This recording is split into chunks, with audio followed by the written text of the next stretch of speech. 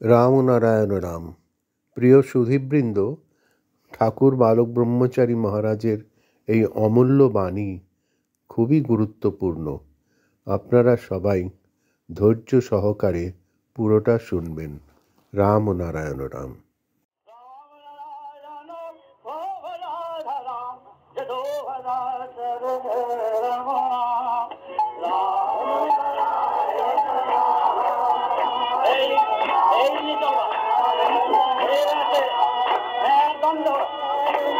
কথা বলবে রাম নারায়ণ রাম নারায়ণ।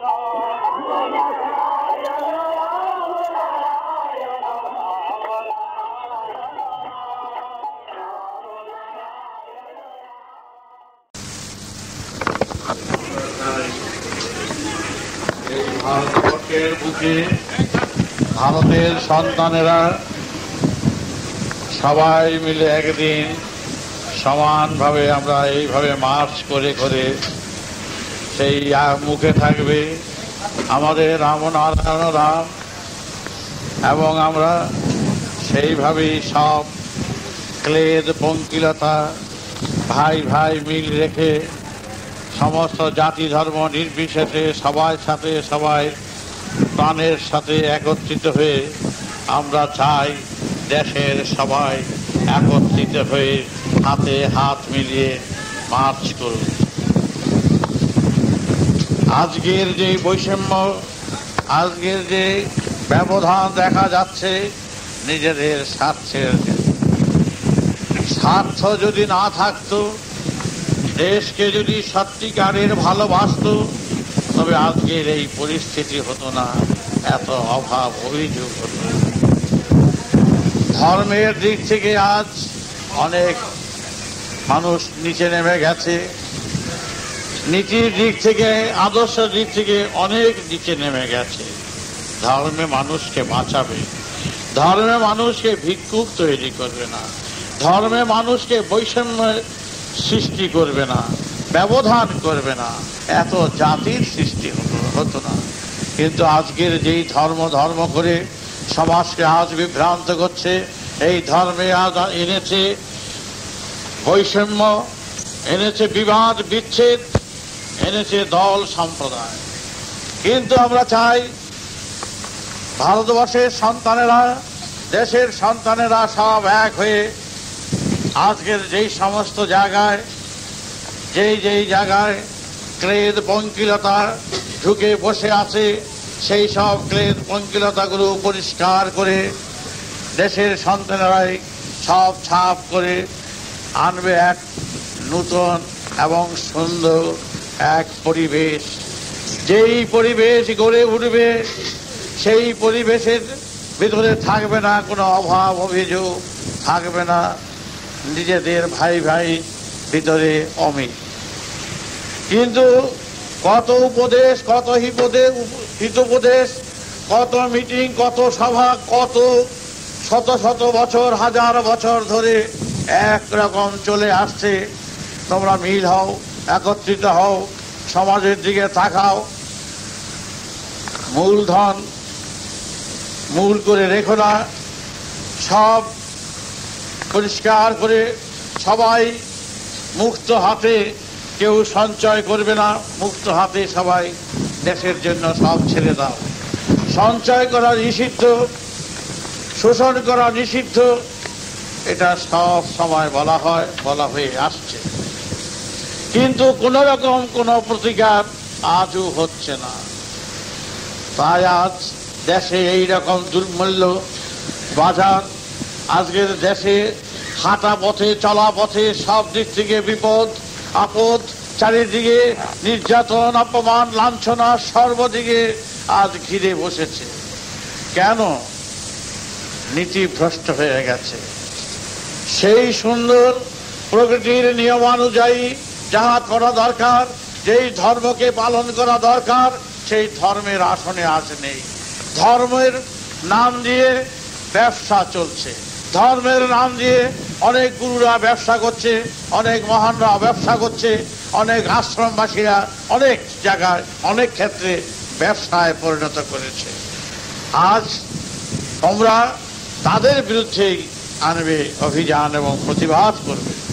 দেশের ধর্মের নামে যারা সমাজে যারা শোষণ করছে তারাই হচ্ছে পরগাছা।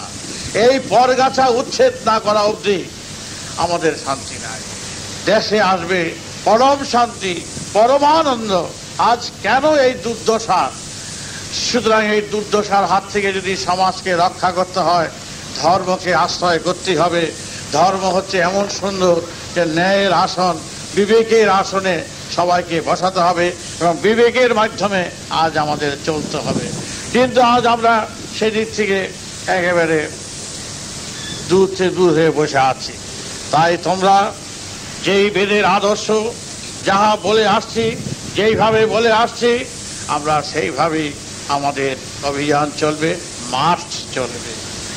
আজ কয়েক কোটি সন্তান, সব সন্তানেরা সব একত্রিত হয়ে আমরা সেইভাবেই এগিয়ে গিয়ে সবাইকে সবার দ্বারে দ্বারে জানিয়ে দিতে চাই, তোমরা জাগো। আজ দেশের এই পরিস্থিতি, তোমাদের চিন্তা করো না। আজ সবাই আমরা এক প্ল্যাটফর্মের যাত্রী। ভুলে যাও ব্রাহ্মণ, ক্ষত্রিয়, বৈশ্য, শূদ্র, মানুষ জাত এক জাত। সেই হিসাবেই আমাদের থাকতে হবে, এটি আমাদের নীতি। কারণ এই জাতির বিচারের ফলে কি হয়েছে দেখো, বাংলা টুকরো হয়ে গেছে, ভারতবর্ষ টুকরো হয়ে গেছে। আজ দেখো হিন্দু মুসলমান এক সৃষ্টি করার ফলে দেখো দুই দলের কি ঝঞ্ঝট সৃষ্টি হয়েছে। আমরা সম্প্রদায় চাই না, সাম্প্রদায়িকতার মধ্যে থাকতে চাই না। হিন্দু কি মুসলমান, যে কোনো জাতগুলোকে জলে ফেলে দাও, আনো মানুষ জাত। মানুষ জাত হিসাবে যদি টিকে থাকতে হয়, বাঁচতে হয়, সেটাই হলো সবচেয়ে বড় জাত। সুতরাং সেই হিসাবে তোমরা দাবি জানাবে, জাতি হিসাবে কাউকে চিন্তা করবে না। করবি তোমরা তোমাদের ধর্ম, তোমাদের কর্মই তোমাদের ধর্ম। তোমরা আলাদা স্বর্গের চিন্তা করতে যেও না। তীর্থ মন্দিরে গিয়ে যে যা চিন্তা করো ওগুলি তোমার প্রয়োজনীয়তা নাই। কারণ তোমরা তো জানো না যে অমুক তীর্থে গেলে, অমুক জায়গায় গেলে তোমরা কিছু লাভজনক হবে। সেই লাভ যদি তোমরা উপলব্ধি করতে পারতে, বুঝতে পারতে, তাইলে না হয় সেই কাজ করলে কোনো আপত্তি নাই। অযথা সেইগুলোর দিকে মন না দিয়ে তোমরা সত্যিকারের দেশের কাজে, দশের কাজে, নীতির এবং আদর্শ নিয়ে, প্রকৃতির নীতির আদর্শ নিয়ে তোমরা এগিয়ে চলো। তোমাদের কাজ বড় কাজ। তোমরা রাজনীতি করো না, আমরা রাজনীতি করি না। রাজনীতি যখন করি না, যেই রাজনীতি শুধু গদির দিকে তাকিয়ে মানুষে মানুষে বিবাদ এবং নিজেদের ভাইয়ে ভাইয়ে ঝগড়া বিবাদ, এটা ঠিক রাজনীতি নয়। আজকের রাজনীতি হচ্ছে সেই পর্যায়ে গিয়ে দাঁড়িয়েছে, কে কাকে ঠকাবে, কে কার উপরে টেক্কা মারবে, কে কাকে মেরে ফেলে দেবে। এইটাই হচ্ছে আজকের গুন্ডামি করা, ঝগড়া করা, বিবাদ করা, মারামারি করা, কাটাকাটি করা, এইটাই রাজনীতির খেলা। এখানকার রাজনীতির খেলা নয়, এটা দুর্নীতির খেলা। আমরা সেই গদিতে যাব না। গদি ছেড়ে দিলেও আমরা গদিতে বসবো না। আমরা চাই দেশের সব ভাই বোনেরা গ্রামে গ্রামাঞ্চলে পড়ে আছে, যাদের খাওয়া জোটে না, পড়া জোটে না, শিক্ষার ব্যবস্থা নাই, তাদের ব্যবস্থা করা। সেই ব্যবস্থার দিকে আমাদের হাত বাড়াতে হবে। যারা আজ সমাজের বুকে থেকে আমাদের নিরীহ ভাই বোনেদের উপরে অত্যাচার, অবিচার চালিয়ে যাচ্ছে, সেখানে হবে আমাদের অভিযান এবং সেখানে হবে তার প্রতিকার। প্রতিকার শুধু খুন নয়, প্রতিকার মারামারি নয়, প্রতিকার হবে ব্যবস্থা অনুযায়ী। যখনকার যেই ব্যবস্থা, সেই ব্যবস্থার সম্মুখীন হয়ে সেই ব্যবস্থাকে কিভাবে সমাধান করা যায় তার জন্য নেব আমরা প্রস্তুতি। শুধু মারামারি, কাটাকাটি করলাম, ফাটাফাটি করলাম, দলবাজি করলাম, এ নয়। আমরা এগিয়ে যাব, মার্চ করব। সমাজের ভাই বোনেরা একত্রিত হবে, একত্রিত হয়ে দেখব যে আমাদের কাজে কারা বাধার সৃষ্টি করছে। আমাদের সহজ সরল মনের কাজে যারা বাধার সৃষ্টি করবে, তারাই তখন বুঝবে দেশের শত্রু। তারা পকেট ভারির জন্য খালি ঘুরে বেড়াচ্ছে। তখন মোকাবেলা হবে তাদের সাথে আমাদের। উঁচু নিচু রাখবো না, সমান করে দিয়ে চলে যাব। কে উঁচু মাথা চলে, ওগুলো আমাদের দরকার নাই। আমরা দেখব সমাজের বুকে যারা সত্যিকারের নিজেদের উৎসর্গ করে সমাজকে সেবায় নিজেদের আত্মোৎসর্গ করেছে, তাদের সঙ্গে আমাদের বন্ধুত্ব। আমরা কোনো পার্টির উপর আমাদের রাগ নাই, কারোর উপরে আমাদের রাগ নাই। আমরা রাগ কার উপরে হতে ইচ্ছুক নয়। আমরা দেখব কতটা দেশের কাজে তারা নিজেদের উৎসর্গ করেছে। আমরা সেইভাবেই সেই দিকে এগিয়ে যাচ্ছি। তাই আজ তোমরা যেই বেদের আদর্শে, এই প্রকৃতির আদর্শে আজ তোমরা এগিয়ে যাচ্ছ, তোমরা সেইভাবে চলবে, সেই পথে চলবে।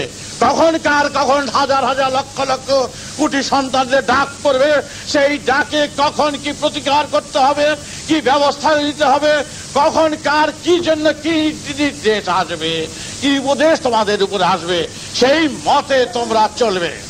সেখানে আর কোনো দিক তাকালে চলবে না। ছেলে মেয়ে ভাই বোন আমরা সবাই আমরা সেইভাবেই থাকতে চাই।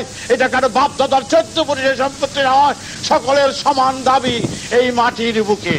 তাই আমরা এই মাটির বুকের পরম শান্তির কামনায় দেশের দশের গ্রামে গ্রামাঞ্চলে মা বোনদের মুখের গ্রাস ফিরে আসুক, শান্তিতে বাস করুক, তাদের জন্য থাকবে আমাদের প্রাণ এবং করবে। আমাদেরকে অনেকে ভুল বুঝে আমরা রাজনীতি করি, আমরা সিআইএর এজেন্ট, অনেকে অনেক রকম কথা বলে আমাদের অনেকের কাছে বিভ্রান্তের সৃষ্টি করছে। করুক, আমরা যখন নাই, আমরা সিআইএর এজেন্টে নয়, আমরা রাজনীতিও করি না, দলাদলিতে নেই। তবে এই যেন ভুলে না যায়, আজকে রাজনীতির মাঠে যারা যত দল থাকুক না কেন, তোমরা নিশ্চিন্ত থাকবে আজ সন্তান দল কয়েক কোটিতে দাঁড়িয়ে গেছে। তারা মরতে পারে, দরকার বোধে মারতেও পারে, কিন্তু তারা মারবে কাকে? মারবে দেখবে যে যখন আক্রান্ত হবে, যখন তোমার ঘরে ডাকাত, তোমরা আক্রান্ত, আক্রমণকারীকে আমরা ছাড়বো না। যেই হোক আক্রমণকারীরা, আমরা অযাচিত ভাবে উপযাচক হয়ে কারোর সাথে ঝগড়া করতে যাব না। খুন আমাদের ধর্ম নয়, কিন্তু আজ আমাদের দেশে যদি অযথা মারপিট করে, অযথা অত্যাচার করে, অযথা নির্যাতন করে, অযথা যদি আমাদের উপরে গালিগালাজ, অযথা অভাব, দেশের অভাব সৃষ্টি করে, অযথা অশান্তি করে, তখন আমরা বুঝবো আমরা আক্রান্ত। আমরা আক্রান্ত হলে আক্রমণকারীকে আমরা তোয়াজ করব না, ফুল বেল পাতা দিয়ে পূজা করব না। আমরা সত্যিকারের সেই এই মূর্তি দেব দেবীর মূর্তিরা যেইভাবে সমাজের বুকে লাঠি দিয়ে, অস্ত্র দিয়ে, শস্ত্র দিয়ে, সশস্ত্র বিপ্লবের মাধ্যমে সমাজকে তারা সাহায্য করে ঠিক পথে এনেছিলেন, তখন বুঝবো আমাদের কাজে তাদের, আমাদের যদি সশস্ত্র বিপ্লবের পথে যদি আমাদের নামতে হয়, তাহলে নামতে তারাই বাধ্য করবে আক্রমণকারীরা। আমরা চাই না, আমরা হাতে অস্ত্র নিতে চাই না, আমরা প্রেম হাতে নিতে চাই, ভালোবাসা হাতে নিতে চাই, প্রেমের আলিঙ্গনে সবাইকে এক করতে চাই। যদি আমাদের হাতে লাঠি ধরতে হয়, এই ধরার মূলে ওই সমস্ত শয়তান, ওই সমস্ত শোষক, ওই সমস্ত অসুর, ওই সমস্ত আক্রমণকারীরা হচ্ছে দায়ী।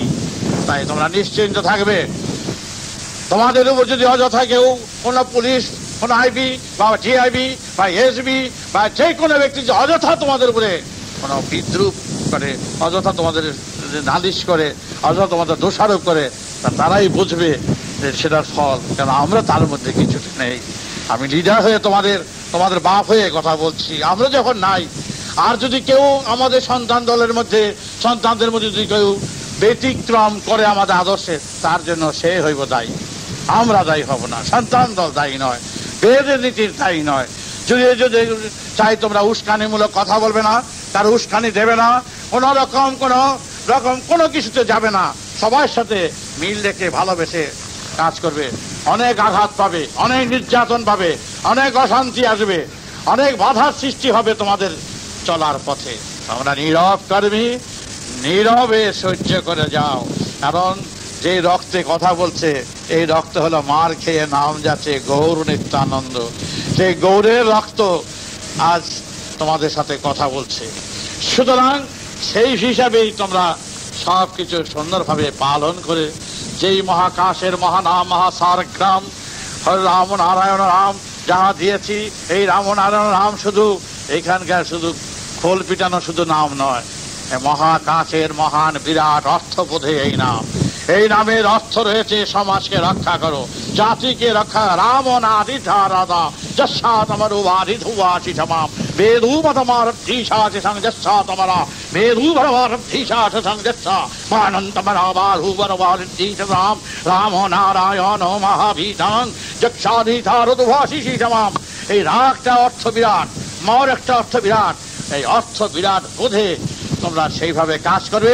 রা হচ্ছে সমাজকে রক্ষা করো, ম হচ্ছে যেই মহান আকাশ থেকে যেই শব্দধ্বনি আসছে, তোমরা সব এক আত্মা হয়ে তোমরা কোন রকম কোন হিংসা দেশের ভিতরে না রেখে সবাইকে সজাগ করে দাও। ঘুমন্তকে সজাগ করো, অজ্ঞানকে আলোর পথ দেখাও। তোমরা অযথা কোনো কাজ করতে চেও না। রাম রাম নারায়ণ রাম আয়ন ভারিধা বাসিসাং, তোমরা সেইভাবে আহ্বান করো, যে আহ্বানে সবাইকে ডাকো, ভাই বোনকে ডাকো। আসবে, কেউ আসবে, কেউ আসবে না, কেউ দ্বিধাগ্রস্ত, কেউ দলগত, কেউ সাম্প্রদায়িকতা ভুলে যায়। আগুন যখন চলে তখন কোনো দল থাকে না, সবাই আগুন নেবানোর কাজে সবাই ঝাঁপিয়ে পড়ে। আজকের সমাজে জ্বলছে সেই অগ্নি, সেই অগ্নিকে নিভাতে গেলে ডাকাডাকি এক ডাকি নেমে আসবে, দল তখন আর থাকবে না। তাই তোমরা সেই মহাকাশের মহানাম রাম নারায়ণ রাম, এই রাম নারায়ণ রামের অর্থ হচ্ছে বিজ্ঞান সম্মত অর্থ। এই বিজ্ঞান সম্মত অর্থ নিয়ে তোমরা এগিয়ে যাচ্ছ। তাহা নিজে মুক্ত হও, সবাইকে মুক্ত করো, নিজে পবিত্র হও, সবাইকে পবিত্র করো। এই হলো রামনারায়ণের অর্থ, বিরাট ব্যাখ্যা। এবং এই ব্যাখ্যায় সবাইকে এক করো। তোমরা ধর্মের নামে আমরা পয়সা নেই না, গুরুবিরি করে পয়সা নেই না, শিষ্যের মাথায় হাত বলে ঠাকুর কারো থেকে পয়সা চায় না। সুতরাং বদনাম নিতে পারি, অনেক বদনাম দিতেছে, অনেক অপবাদ দিয়েছি, অনেকে অনেক রকমের কথা আমাদের আশেপাশে বলে বেড়ায়। আশ্চর্য বোম ফেলবে, মারে ফেলবে, রাস্তায় ধরবে, কাটাকাটি করবে। তারা ভুলে গেছে, তারা ভুলে গেছে যে আমাদের কি একেবারে কিছুই নেই, আমাদের কোনো কিছুই নেই। আমরা চুপ করে থাকি, কারণ কার সাথে ঝগড়া করব? এইখানে ঝগড়া করে নিজেদের লজ্জা। এরকম কথাবার্তা চলে নানা জায়গায়, যে বোম ফেলবে, রাস্তায় গাড়ি করে গেলে গাড়িতে আক্রমণ করবে, গাড়িতে ঝঞ্ঝট সৃষ্টি করবে, নানা দিক থেকে আমাদের বিব্রত করার জন্য এরকম উস্কানি দাতারা অনেক উস্কানি দিয়ে অনেকে বেড়াচ্ছে। কিন্তু ভুলে গেছে যে আমরা তাদের মধ্যে এসব হস্তক্ষেপ করি না, কারো শান্তি বিঘ্ন করি না, কারো কোনো অশান্তি দেই না, কারো কোনো ঝঞ্ঝটে যাই না, কারো কোন রকম কোনো বাধার সৃষ্টি। আমরা এই পাড়ায় থাকি, এই পাড়াতে কারো করি না। আমরা ব্যাপার কোনো যেখানে যত জায়গায় যাই কারো অশান্তি দেয় না, কারোর সঙ্গে কোন রকম কোনো ঝঞ্ঝটে যায় না। যারা দেশে ঝঞ্ঝাট সৃষ্টি করে, আজ করুক কাল করুক পরশু যাবে কোথায়? সুতরাং তোমরা নীরব, আঘাত খাও, মার খাও, লাঠি খাও, চুপ করে দেখে যাও, তারপরের দিন যাবে কোথায়। সুতরাং তোমরা ক্ষিপ্ত হবে না, তোমরা রাগ হয়েও না, সবার সঙ্গে ভালোবাসা নিয়ে তোমরা কথা বলো। অনেক রকমের বাধা আসবে, কিন্তু যার ঈশা আছে সঙ্গে যাচ্ছা বেদু ভরা তীর্থ দোষা আছে সঙ্গে যাচ্ছা। সুতরাং একটা ব্যাঙে যদি একটা হাতিতে লাঠি দেখায়, হ্যাঁ, সেই ব্যাংকে সেই হাতি কি ব্যাঙের পিছনে দৌড়বে? সেই কি সাংঘাতিকতা। সুতরাং তোমরা দুনিয়ার কথা ভুলে যাও, দুনিয়ার কারো কোনো দরকার নাই, তোমরা ভুলে যাও না। কয়েক কোটি সন্তান, একটা দুটা, 100, 1000, 1 লাখ, 5-7 বছর বয়স থেকে দীক্ষা দেওয়া শুরু করে, 7 বছর, এই হাজারে হাজারে দীক্ষা দিতে দিতে আজ এই বয়স 60 বছর এসে দাঁড়িয়েছি।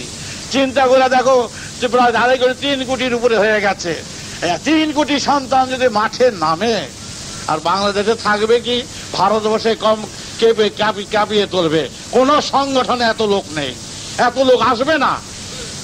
টাকায় তারা লোক আনে, তারা আনে অর্থ দিয়া। আর আমি তোমাদের এনেছি আমার দিল দিয়ে, আমার প্রাণ দিয়ে, আমার স্নেহ ভালোবাসা দিয়ে তোমরা আসছো।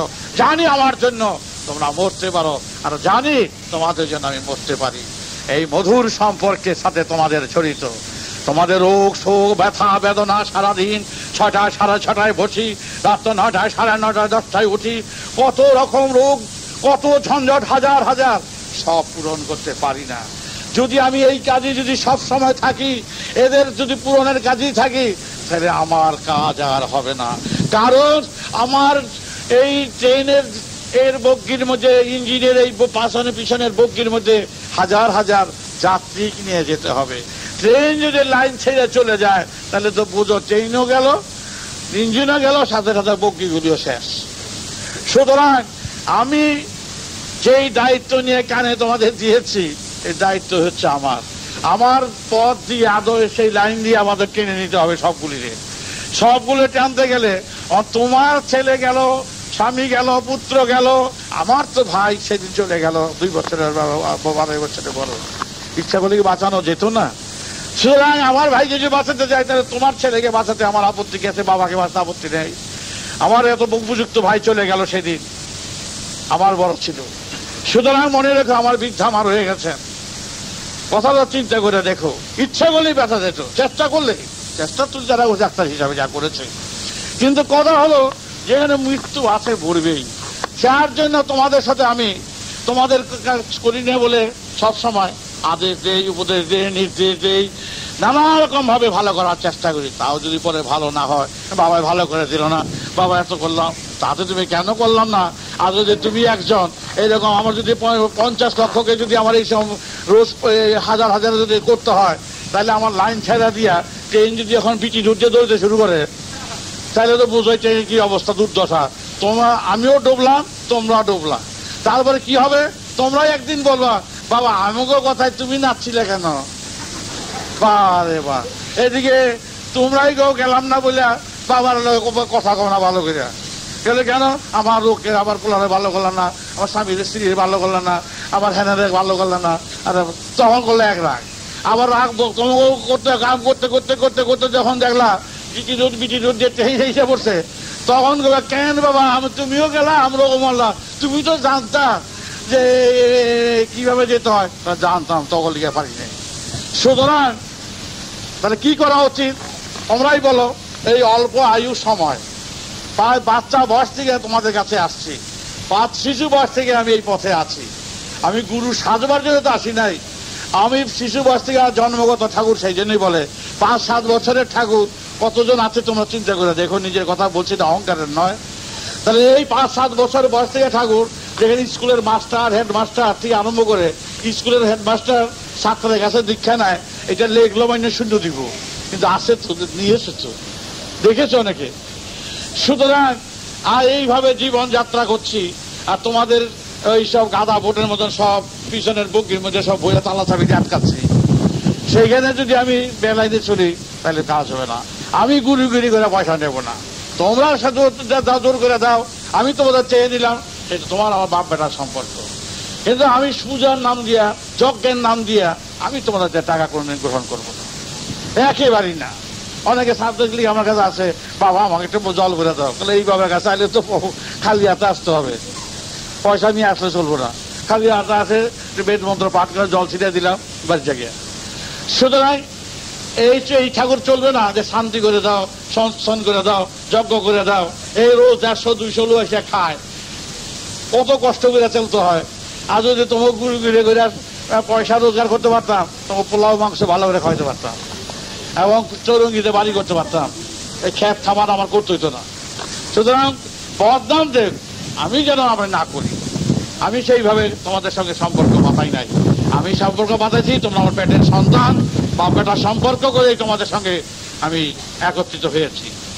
তাতে তোমার আমরা ভুল বুঝুক, তুমি আমার উপর রাগ করো, আমি তোমার রাগ করি, রাগারাগি বাপ বেটা করে করে করে করে আবার শেষ রাস্তায় গিয়ে আবার মিল হয়। আমরা রাগারাগি করবো আমরা আমাদের মধ্যে, কারণ মতে মিলল না, না মিল, বাবাও রাগ, পোলাও রাগ, দুজনের স্ত্রীতে শুয়ে আছে, খাইবো না। সেটা বাবাকে পোলারে রাখে, পোলাকে বাবারে রাখে, চল দেখ খেয়ে আসি। আমাদের কথা হলো বৃহৎ কাজের জন্য আমার কাজ, আমি কাজ করবো। আমি যেই লাইন ধরছি, যে আদর্শ, আর বেশি দিন বাঁচবো না। সুতরাং তোমাদের এই 3 কোটি 3.5 কোটি লোকের আমার বগ্গির মধ্যে ভর্তি হবে, তারপর খ্যাত করে যাবে রেজমুখিয়া। সেইখানে তোমার কার অসুখ, কার বিসুখ, কার কিছু, যেখানে কেউ থাকবে না, সেখানে তালি দিয়ে কত রাখা যায় বলো দেখিনি? থাকবেই না, এই কথা তোমরা জানো। সুতরাং এই থাকা থাকির পাল্লার মধ্যে আমি আর নাই। আমি পরিষ্কার তোমাকে জানাই দিচ্ছি, আমি বড় কাজের জন্য আছি, আমার যা কাজ আমি করবো। সে শিশু বয়স থেকে আছে, আমি এইখানে সাধনা করে ঠাকুর বনতে আসি নাই, এখানে আমার চোখ বুঝতে আসি নাই, মাঝে মাঝে চোখ বুঝে তোমাকে এড়াবার জন্য। হ্যাঁ, কি করবো মাঝে মাঝে চোখ বুঝে এড়াবার জন্য, তাহলে এটা হলে আবার ফাঁকি হয়ে যাবে, সেই জন্য বসে বসে জব করতে শুরু করে দিই। ফাঁকি দেওয়া তো উচিত না ছেলেদের কাছে। আমার তো ছেলে, আমি চোখ বুঝে থাকি, কথা কই না, তারপর দেখলাম আগে তো মৌন থাকতাম, আচ্ছা মৌনই থাকবো, কথাও বলবো না, এখন একেবারে চুপ করে থাকতো না, আমি আমার জব করা শুরু করে দিই। জব করে তবে সত্যটা রাখলাম, জায়গায় এড়াই যাবো, সত্য রাখলাম।